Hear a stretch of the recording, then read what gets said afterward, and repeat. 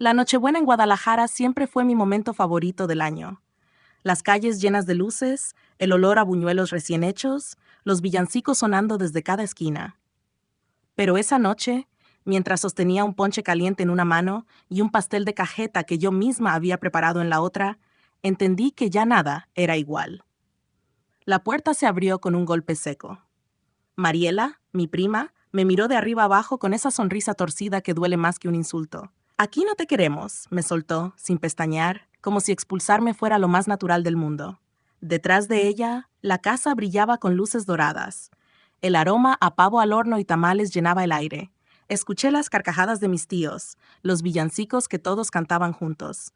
Adentro había calor, vida, familia. Afuera yo estaba sola, tragando el frío de diciembre. Me quedé quieta unos segundos, con las manos temblando. Ni siquiera intentó disimular, ni inventó una excusa. No.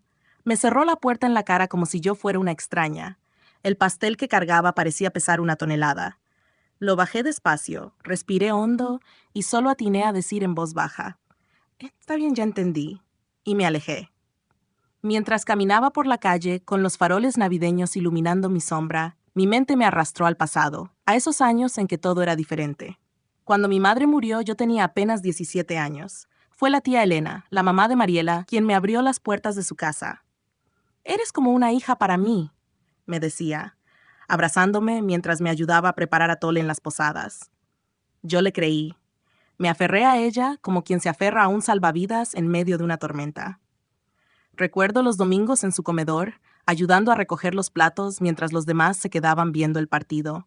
O las veces que me quedaba hasta tarde decorando los platillos para Sabores Elena, su negocio de banquetes. Yo lo hacía con amor, sin esperar nada a cambio.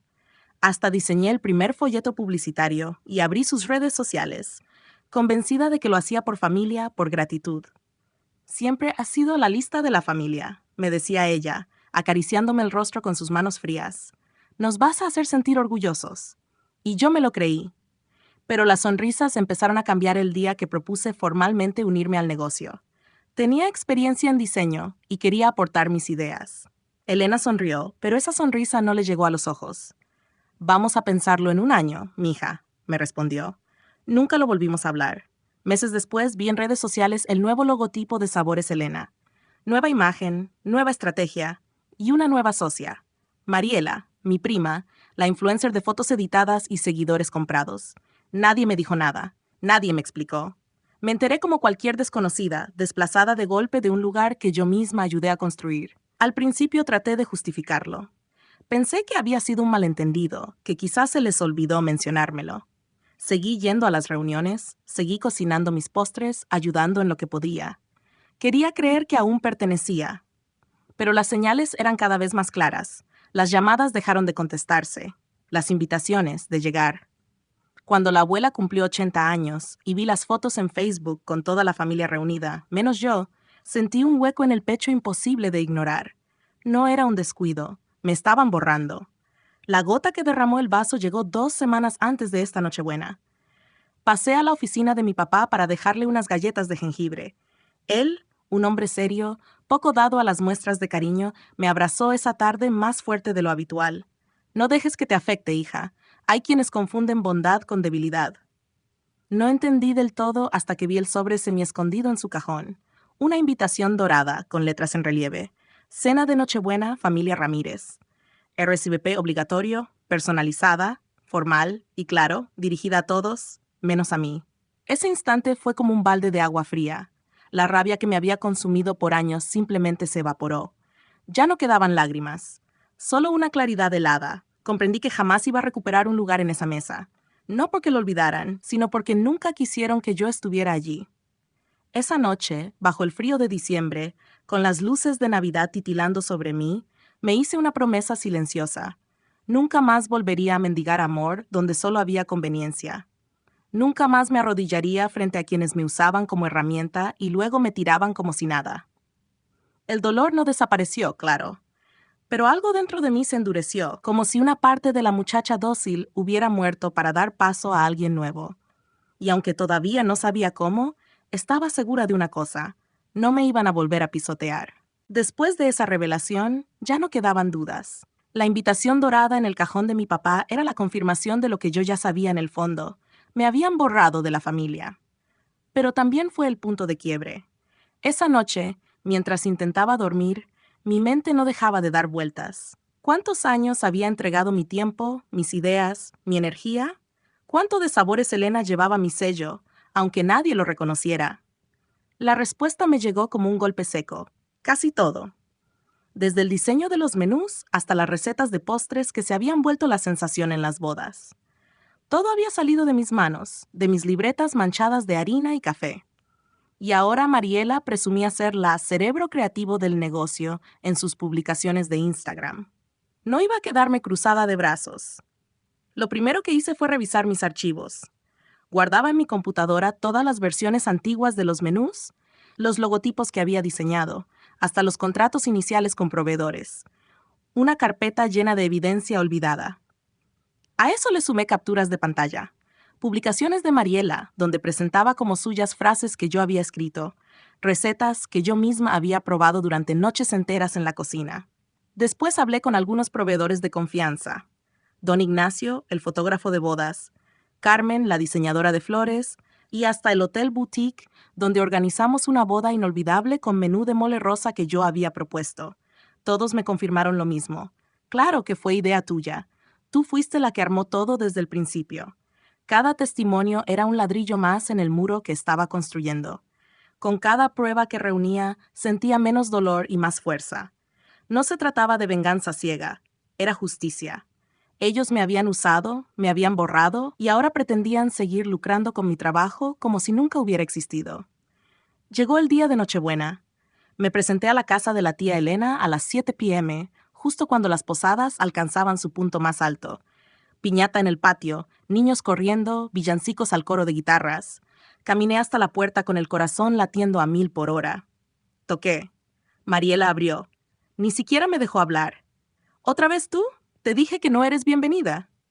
Su tono era afilado, como un cuchillo. Yo solo la miré sin discutir y asentí. Está bien, murmuré y me di la vuelta. Lo que ella no sabía era que yo no había ido a rogar ni a compartir un pastel.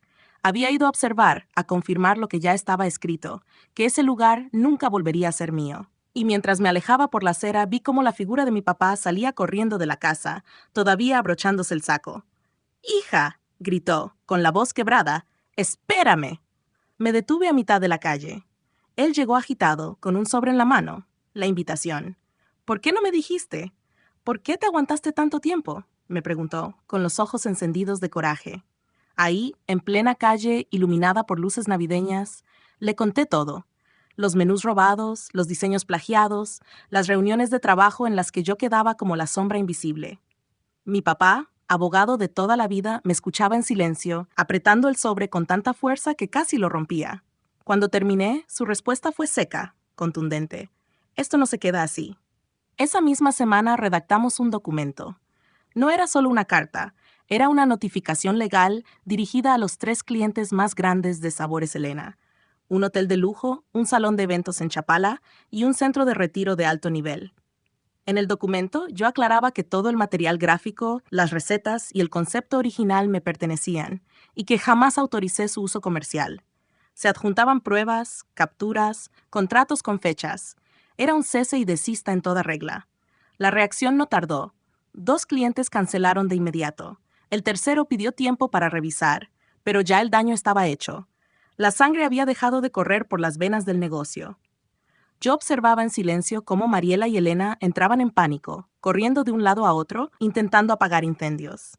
Y yo por primera vez me sentía tranquila, no porque quisiera verlas sufrir, sino porque al fin había tomado el control de mi historia. La Nochebuena siguió su curso, pero ya nada era igual. Desde mi ventana, con un café en las manos, vi las luces de la casa de mi tía parpadear como si estuvieran a punto de apagarse. Y en el fondo lo sabía, era solo el principio del derrumbe. El golpe final no tardó en llegar. Una semana después de la Nochebuena, mientras las luces de Navidad aún colgaban en las calles, mi tía Elena recibió una notificación oficial. Demanda por uso indebido de propiedad intelectual, daños y perjuicios y fraude comercial. El documento llevaba la firma de mi papá, socio fundador de un despacho jurídico respetado en Guadalajara. Elena apareció en la audiencia con la misma soberbia con la que solía recibir a sus clientes en el comedor. Intentó disfrazar su nerviosismo con sonrisas y excusas. Fue un malentendido, señor juez. Todo lo que hicimos fue en familia, de buena fe, balbuceaba. Pero las pruebas eran claras. Recetas firmadas con mi nombre, capturas de pantalla de correos, contratos iniciales con mi rúbrica. Mariela, en cambio, trató de hacerse la inocente. Yo no sabía nada, pensé que todo estaba autorizado, dijo, con lágrimas de cocodrilo. Pero en ese momento, mi papá entregó las capturas de sus mensajes en redes. Ahí estaba, burlándose de mí, llamándome la tonta que hace el trabajo gratis. El silencio en la sala fue sepulcral. Yo no celebré, no aplaudí, ni siquiera sonreí. Solo escuchaba la voz firme de mi papá, cortante como un cuchillo. No fue un error, fue una traición. Esa frase retumbó en la sala y de alguna manera me liberó. Por primera vez, alguien de mi propia sangre ponía nombre a lo que me habían hecho. El veredicto llegó rápido.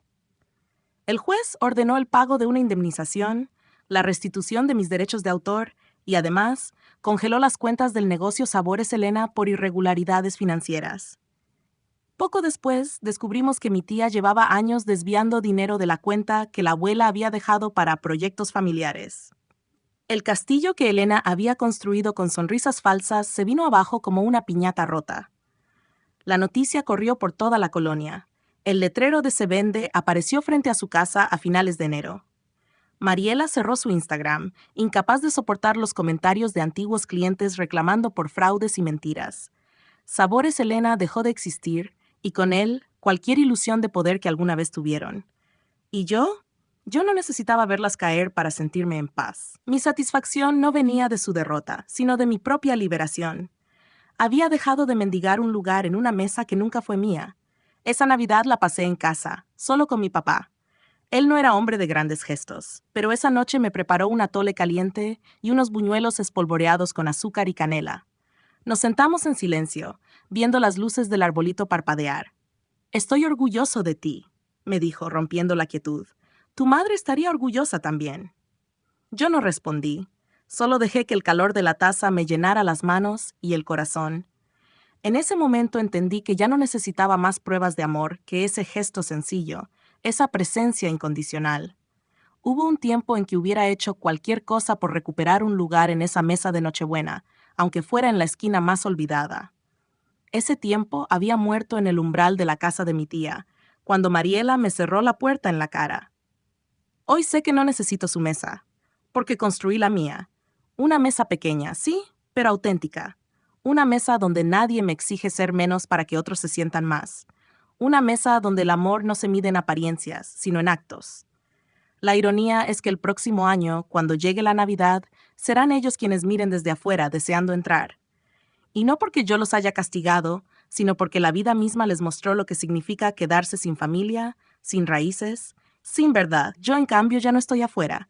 Estoy adentro conmigo misma, con mi padre, con la memoria de mi madre. Y eso, entendí al fin, es más que suficiente.